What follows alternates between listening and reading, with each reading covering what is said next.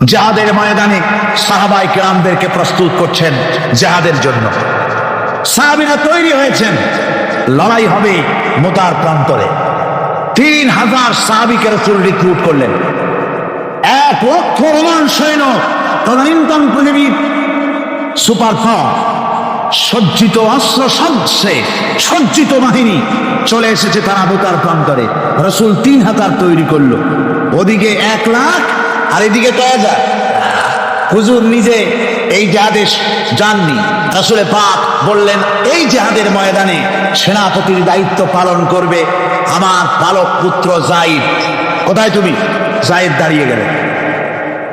2 নম্বরে এই জিহাদের সেনাপতির দায়িত্ব পালন করবে আমার চাচাতো ভাই জাফর বিন আবি তালেব। কোথায়? দাঁড়িয়ে গেলেন তিনি। 3 নম্বরে দায়িত্ব পালন করবে আমার সাহাবী আব্দুল্লাহ বিন রাওয়াহা। কোথায় তুমি? তিনিও দাঁড়িয়ে গেলেন। রাসূল তাদেরকে বললেন যে তোমরা চলে যাও, তোমাদের ঘরে গিয়ে বিবি বাল বাচ্চা মা বাপের কাছ থেকে সালাম করে আসো। আমার বন্ধুগণ, জিহাদের ময়দানে সেনাপতি কয়জন লাগে? হুজুর বললেন কয়জনের কথা? 3 জনের কথা। তার মানে হলো কারো বুঝতে কোনো কষ্ট হইল না, এই জিহাদের ময়দানে 3 জনের নাম যে নবীজি ঘোষণা করেছেন, এর ভিতর থেকে একজনও ফিরে আসবে না। বোঝা হয়ে গিয়েছে। হযরতে যায়েদ বলেন, ইয়া রাসূলুল্লাহ, আমার আব্বা জান, আপনি আপনার পালক পুত্র আপনি অর্ডার করেছেন।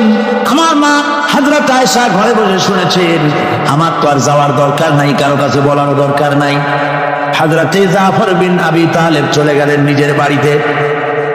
যে ডাক দিয়ে বলে, বিবি, আল্লাহ রাসূল আমাকে জিহাদের ময়দানে সেনাপতির দায়িত্ব দিয়েছেন। আমি তোমাকে বলতে এসেছি, সালাম করতে এলাম। তোমার সঙ্গে একসঙ্গে দীর্ঘদিন আমি ছিলাম, কোন হক তোমার আদায় করতে হয়তো পারি নাই, হয়তো জুলুম করেছি, অথবা আমার দ্বারা তোমার অধিকার নষ্ট হয়েছে। কিছু যদি কোনো ভুল ত্রুটি হয়ে থাকে, আল্লাহর রাস্তায় আমারে মাফ করে দিও। বিবি বলে, প্রাণের স্বামী রাসূলুল্লাহ আপনাকে জিহাদের ময়দানের জন্য নির্বাচিত করেছেন, আমি আপনাকে ফিরে থাকতে বলতে পারবো না। সুতরাং আমি আল্লাহর দরবারে দোয়া করি। স্ত্রী হাত তুলে বলেন, রব্বুল আলামিন, আমার প্রাণের স্বামী জাফরকে জিহাদের ময়দান থেকে গাজী বানায়া আমার ঘরের ভিতরে তুমি তাকে দয়া করে ফিরাইয়া দিও। হযরতে জাফর তরবারির উল্টা পিঠ দিয়া স্ত্রীর হাতের উপরে মৃদু আঘাত করলেন আর বললেন, বিবি রে, উল্টা দোয়া করো না, উল্টা দোয়া তোমার আল্লাহর দরবারে কবুল হবে না। যেহেতু নবীজি আমার নাম 2 নম্বরে ঘোষণা করেছেন, আমার আগেও একজন আছে, পরেও আর একজন আছে। ও বিবি, নির্ঘাত ওই মুতার প্রান্তরে আমি শহীদ হয়ে যাব। জনমের মতো দেখা করতে আসলাম, এই জীবনে তোমার সাথে আমার আর দেখা হবে না। আমার বন্ধুগণ, হযরতে জাফরের স্ত্রী কাঁদতেছেন, বিবি বাচ্চাগুলা কান্দে। হযরতে জাফর বলেন, বিবি রে, এই বাচ্চাগুলি রেখে গেলাম, যেই রাস্তায় আমি জীবন দিতে যাচ্ছি, এই রাস্তায় আমার ছেলেগুলোকে তুমি তৈরি করবে। সালাম করে তিনি চললেন। বিবি কাটা কবুতরের মতো জমিনে ছটফট করতেছে, কাঁদতেছে, আর পিছনে পিছনে ছোট্ট ছোট্ট ছেলে মেয়েগুলি আব্বা আব্বা বলে চিৎকার মেরে দৌড়াতেছে। হযরতে জাফর একবারও পিছনের দিকে তাকায় দেখলেন না কারা কান্দে। হযরতে আব্দুল্লাহ বিন রাওয়াহা তিনি চলে গেলেন বাড়িতে। হযরতে আব্দুল্লাহ বিন রাওয়াহা বাড়িতে গিয়ে, সেই রাত্র ছিল তার বাসর সজ্জা, ফুল সজ্জার রাত ছিল, নতুন বিবাহ করেছেন। বাড়িতে গিয়া শোনেন বিবি কোরআনে কারীম তেলাওয়াত করতেছেন। হযরতে আব্দুল্লাহ বলেন, রুমের বাইরে দাঁড়িয়ে, বিবি রে, আমি তোমার স্বামী আব্দুল্লাহ এসেছি, আমার সালাম নাও, কোরআন পড়া একটু বন্ধ করো। রাসূলুল্লাহ আমাকে জিহাদের সেনাপতি বানিয়েছেন, আমি জিহাদে যেতেছি, নতুন বিবাহ হলো, কোনো হক তোমার আদায় করতে পারি নাই, তুমি আমাকে মাফ করে দিও, আল্লাহর রাস্তায় আমার উপর কোনো দাবি রেখো না।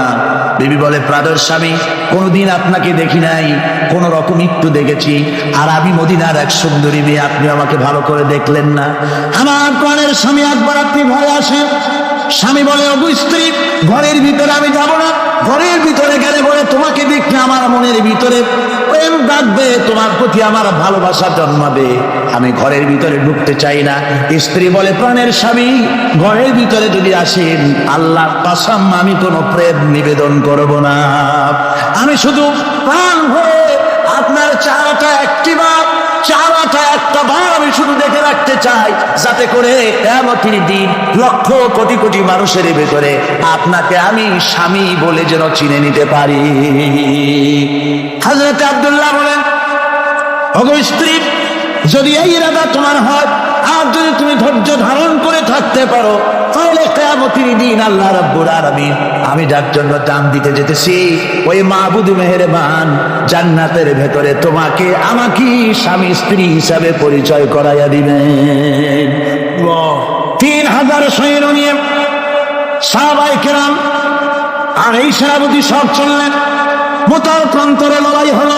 এই লড়াইয়ের ময়দানে হযরতে যায়েদ অনেকগুলি কাফির সৈন্যকে জাহান্নামে পাঠিয়ে দিয়ে তিনি নিজেও শহীদ হয়ে গেলেন। এবার জাফর হাতে তরবারি আর এক হাতে ঠান্ডা নিয়ে এগোচ্ছেন সামনের দিকে। কাফেরেরা হযরত জাফরকে ঘিরে ফেলে দিল। আমার বন্ধুগণ, কাফেরেরা ঘিরে ধরে তরবারি আর হাত করলো জাফরের ডান হাতে, হাত কেটে ঝুলে পড়লো। হযরতে জাফর এবার বাম হাতে তরবারি উঁচু করে ধরেছেন। এবার বাম হাতে কোপ দিল ওরা। এই কাটা দুইটা হাত দিয়ে বুকের সাথে হযরতে জাফর ইসলামের পতাকাটাকে জড়াইয়া ধরলেন। পাশের সাহাবীকে দেখে বলেন, ও রাসূলুল্লাহর সাহাবী শোনো, আল্লাহর নবীকে আমার সালাম বলে দিও, আপনি শোনাইয়া দিও, জীবনের শেষ মুহূর্ত পর্যন্ত ইসলামের পতাকা উঁচু করে রেখেছিলাম, মাটিতে পড়তে দেই নাই। আমার মনে হয় আমি এখন শহীদ হয়ে যাব, যেহেতু আমি এখন আমার নাকের ভিতরে আল্লাহর জান্নাতের সুঘ্রাণ পেতেছি। হযরতে জাফর শহীদ হয়ে গেলেন।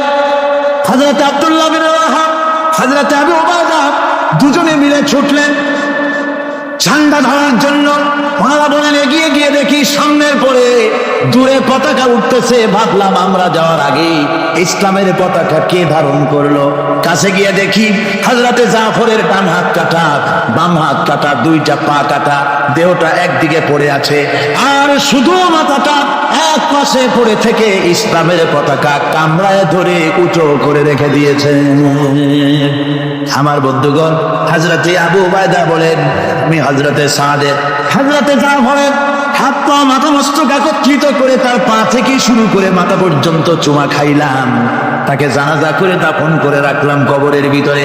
রাতের বেলায় স্বপ্নে দেখি হযরতে জাফর আল্লাহর জান্নাতের ভিতরে ফেরেশতাদের সঙ্গে উড়ে বেড়াতেছে। আমি জিজ্ঞেস করলাম, ও জাফর, আল্লাহ তোমার সাথে কি ব্যবহার করেছেন? হযরত জাফর বলেছেন, ও আবু উবাইদা, আল্লাহ রাব্বুল আলামিন আমাকে বলেছেন, জাফর রে, আমি তোমার শাহাদাতে খুশি হয়েছি, তোমার কাছে তুমি আমার কাছে আর কি চাও? হযরতে জাফর বলেন, আয় আল্লাহ পাক, কিচ্ছু চাই না, শুধু একটা দাবি, দুনিয়ায় তুমি মেহেরবানি করে আমাকে পাঠায়া দাও আর একবার যদি যেতে পারি, তাহলে তোমার দুনিয়ার বুকে তোমার দিন কায়েমের জন্য কাফেরদের বিরুদ্ধে লড়াই করে আমার জীবনটা আর একবার দিয়ে আসি। আমার বন্ধুগণের জন্য আল্লাহ রাসূল বলেছেন, হাদিস শরীফে এসেছে, তোমার ইচ্ছে হয় জিহাদ করি, শহীদ হই, আবার যদি জিন্দা হই, আবার জিহাদ করি, শহীদ হই, আবার যদি জিন্দা হতে পারি তাহলে আবার জিহাদ করি, আবার শহীদ হই। শাহাদাতের মর্যাদ সম্পন্ন মৌত আর পৃথিবীতে হতে পারে না। আমার ভাইরা, ইসলামের জন্য জান দেওয়ার জন্য, মাল দেওয়ার জন্য সাহাবায়ে কেরাম এভাবে প্রস্তুত ছিলেন। নিজেদের জীবন তারা আল্লাহর সামনে নজরানা পেশ করেছেন, শহীদ হয়েছেন, আল্লাহর দ্বীন কায়েমের জন্য তারা প্রচেষ্টা করেছেন।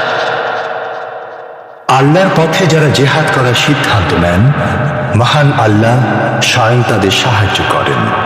যুগে যুগে আমরা এর প্রমাণ পেয়েছি, আর তাই মুসলমানরা কাফেরদের উপর বরাবর বিজয়ী হয়েছে। এই ইসলামকে প্রতিষ্ঠিত করার জন্য প্রয়োজন রয়েছে জিহাদের। কিসের প্রয়োজন? কিসের? জিহাদের প্রয়োজন। সেই জিহাদ থেকে আপনারা তৈরি আছেন? জিহাদের জন্য তৈরি আছে? সেই জিহাদ কিন্তু সেই জিহাদ মানে কি? সেই জিহাদের আবার অপব্যাখ্যা করা হয়েছে। জিহাদের অপব্যাখ্যা করা হয়েছে এইভাবে যে, ওয়ালাকিন কলমদার কাফে দুশমন আছে, দুশমনের হাতে কলম ছিল, ওরা যেমন খুশি আমাদের ইতিহাসকে চিত্রিত করেছে। ওরা বলেছে ইসলামের ইতিহাস থেকে তরবারি আর রক্তের গন্ধ আসে, কিন্তু আসলে জিহাদের অর্থ তো তরবারির যুদ্ধ নয়। জিহাদের অর্থ হচ্ছে যে কোনো উদ্দেশ্যকে সফলতায় পর্যবসিত করার জন্য যে প্রাণান্তকর প্রচেষ্টা করা হয়, ওই প্রচেষ্টার আরবি নাম হচ্ছে